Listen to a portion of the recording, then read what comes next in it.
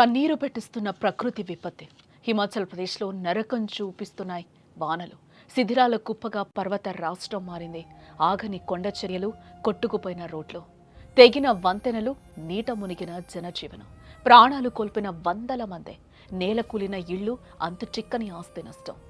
కేంద్ర రాష్ట్ర ప్రభుత్వాలు ఇప్పటికే అక్కడ అందరినీ కూడా ఆదుకుంటున్నాయి. ఇంకా అక్కడ సహాయక చర్యలు కొనసాగుతూనే ఉన్నాయి. ప్రకృతి శాంతం కోల్పోయి ఒక్కసారిగా మృత్యువులా ముంచుకొస్తే ఎలా ఉంటుంది? ఇదే ఇప్పుడు హిమాచల్ ప్రదేశ్ ప్రజల పరిస్థితి. ఊహించని విపత్తు, కంటి ముందు కనపడుతున్న ఆస్తి, ప్రాణ నష్టం వారి జీవితాలను అతలాకుతలం చేసేసింది. నిలువున కూలిపోతున్న ఇళ్లు, క్షణాల్లో కరిగిపోతున్న రోడ్లు, వంతెనలు, కొట్టుకుపోతున్న వందలాది వాహనాలు, కనిపించని ప్రాణాలు, కోట్లలో ఆస్తి నష్టం. ఇవన్నీ ప్రకృతి ప్రకోపానికి నిలువుటద్దాలు. ఈ ఏడాది వర్షాకాలం హిమాచల్కు నరకం చూపించింది. జూన్, జూలై, ఆగస్టు నెలలో హిమాచల్లో వరదలు, కొండచర్యలు, క్లౌడ్ బరస్లు సృష్టించిన బీభత్సం భయాన్ని, బాధను ఒకేసారి కలిగించాయి. ఈ విపత్తులో వందల మంది ప్రాణాలు గాల్లో కలిసిపోయాయి. వేల కోట్ల ఆస్తి నష్టం సంభవించింది. ఈ వీడియోలో మనం చూస్తున్న దృశ్యాలు ఆ ప్రాంత ప్రజలకు ఎంతటి ఆవేదన మిగిల్చాయో కళ్లకు చూపిస్తున్నాయి. మనం విజువల్లో చూడొచ్చు.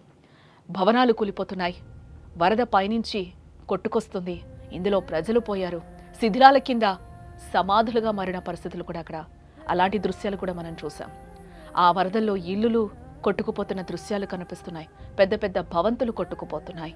పైనుంచి కూడా కొండరాళ్లు కూడా శిథిలావస్థకు కొట్టుకొస్తున్న పరిస్థితులు అక్కడ మనకి వరదల్లో కనిపిస్తున్నాయి. ఏ విధంగా కుప్పకూలిపోతున్నాయి కూడా మనకి ఆ దృశ్యాల్లో క్లియర్గా కనిపిస్తున్నాయి.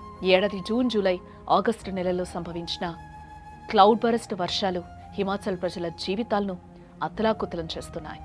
వందల రోడ్లు, నీటి సరఫరా పథకాలు, విద్యుత్ ట్రాన్స్ఫార్మర్లు దెబ్బతిన్నాయి. ఈ విపత్తులో దాదాపు 200 మందికి పైగా ప్రాణాలు కోల్పోయారు. వందల మంది గాయపడ్డారు. మండి, కులు, చంబా, కాంగ్రా, షిమ్లా, సోలాన్ వంటి జిల్లాల్లో పరిస్థితి మరింత దారుణంగా ఉందని చెప్పవచ్చు. జూలై నెలలో మండి జిల్లాలో సంభవించిన క్లౌడ్ బరస్ట్ ఫ్లాష్ ఫ్లడ్స్కు కారణమైంది.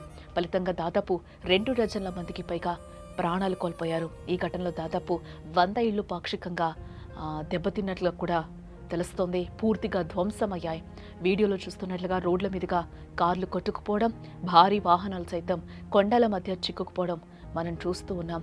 అక్కడ సహాయక చర్యలు కూడా ఇంకా హిమాచల్ ప్రదేశ్లో ఇప్పటికీ కూడా స్టిల్ కొనసాగుతూ ఉన్నాయి. గత 3 నెలల నుంచి కూడా హిమాచల్ ప్రదేశ్ని క్లౌడ్ బరస్ట్లు, అకాల వరదలు ఏ విధంగా ముంచెత్తాయో కూడా మనకి కనిపిస్తుంది. వందలాది మంది చనిపోయిన పరిస్థితులు కనిపిస్తున్నాయి. కొన్ని వందల భవనాలు కూడా కుప్పకూలిపోయాయి. గూడు లేకుండా కూడా అక్కడ ఉన్నవారు చెదిరిపోయిన పరిస్థితులు మనకి అద్దం పడుతున్నాయి. శిథిరాల కింద కూడా చాలా మృతదేహాలు లభ్యమయ్యాయి. ఈ 3 నెలల్లో కూడా అక్కడ పూర్తిగా జనజీవనం అస్తవ్యస్తంగా మారిందని కూడా మనం చెప్పుకోవచ్చు. ఆ రోడ్లు పగిలిపోయి రవాణా వ్యవస్థ కూడా పూర్తిగా దెబ్బతిన్న సిచ్యువేషన్స్ అయితే హిమాచల్ ప్రదేశ్లో నెలకొన్నాయని చెప్పుకోవచ్చు. అందమైన హిమాచల్ ప్రదేశ్ ఒక్కసారిగా కూడా అందవికారంగా, హృదయ విదారకరంగా మారిపోయిన దృశ్యాలైతే మన కళ్లకు కనిపిస్తున్నాయి. కేవలం ఈ నెలలోనే కులు, షిమ్లా, లాహోల్, స్పితి జిల్లాల్లో పలు క్లౌడ్ బరస్లు మళ్లీ సంభవించాయని చెప్పుకోవచ్చు. దీనివల్ల ఫ్లాష్ ఫ్లడ్స్ ఏర్పడి వేల కోట్ల ఆస్తి నష్టం జరిగింది. కొండచర్యలు, ఇళ్లు నేలమట్టం అయిపోయాయి. వంతెనలు, దుకాణాలు, పోలీస్ అవుట్ పోస్టులు అన్నీ కూడా పూర్తిగా ధ్వంసమయ్యాయి.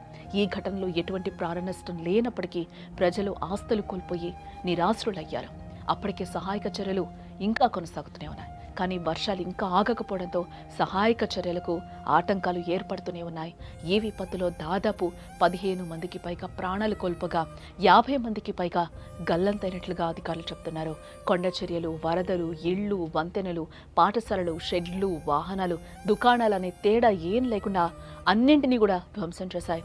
కులు, మనాలి హైవేలో కొంత భాగం పూర్తిగా కూడా కొట్టుకుపోయినట్లుగా తెలుస్తుంది. గల్లంతైన వారి కోసం పోలీసులు, ఆర్మీ, ఎన్డీఆర్ఎఫ్ బృందాలు ఇంకా గాలింపు చర్యలు కొనసాగిస్తూనే ఉన్నాయి.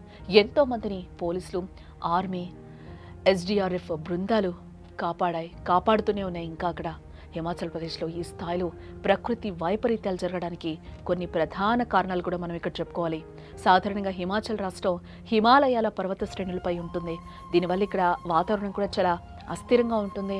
అంతేకాకుండా గ్లోబల్ వార్మింగ్ ప్రభావం కూడా దీనికి ఒక కారణంగా కూడా మనం చెప్పుకోవచ్చు. వాతావరణంలో మార్పుల వల్ల హిమాలయాల్లో మంచు కరిగిపోతూ ఉంటుంది. దీంతో నదుల్లో నీటి మట్టం పెరిగి వరదలు కూడా సంభవిస్తున్నాయి. ప్రకృతి విపత్తులకు ప్రధాన కారణం మానవ తప్పిదాలు. పర్వత ప్రాంతాల్లో ఇష్టానుసారంగా రోడ్లు, బిల్డింగ్లు నిర్మించడంతో భూమి పట్టుకోల్పోతుంది. దీనివల్ల కొండ చర్యలు తరచుగా విరిగిపడుతున్నాయి. అలాగే పెద్ద ప్రాజెక్టుల నిర్మాణం, అడవుల నరికివేత వల్ల పర్యావరణ సమతుల్యత దెబ్బతింటోంది. ఇది ప్రకృతి ప్రకోపాన్ని పెంచుతోందని నిపుణులు అంటున్నారు. హిమాచల్ ప్రదేశ్కు చెందిన ప్రజలు ఈ విపత్తుల నుంచి త్వరగా కోలుకోవాలని మనం కూడా కోరుకుందాం.